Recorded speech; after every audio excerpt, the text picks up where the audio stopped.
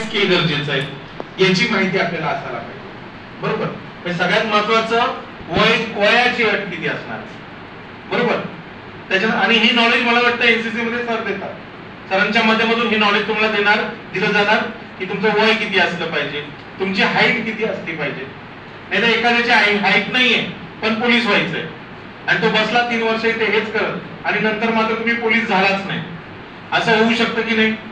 एखाद्याचं वय बसलं नाही म्हणून तो पोलीस झाला नाही.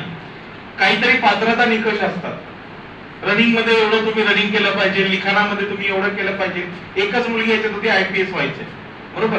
IPS सगळे होऊ शकतात, वजन उंची वगैरे तिथे काही लिमिट येत नाहीत, पण हे असेल तर ऍडिशनल तुम्हाला याचा फायदा होईल.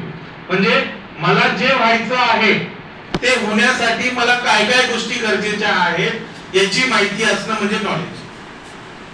काय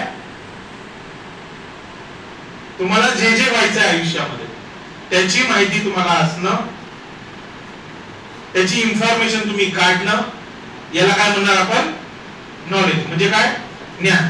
हे नॉलेज कुठून मिळतं कोण सांगेल.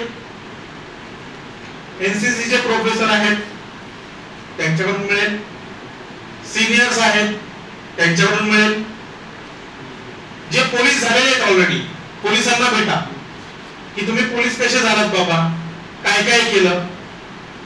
पोलीस झालेले तुमच्या गावातले मित्र, मिलिटरीत गेलेले तुमच्या गावातले मित्र, त्यांना भेटा, ते तुम्हाला सांगतील त्यांनी काय केलं.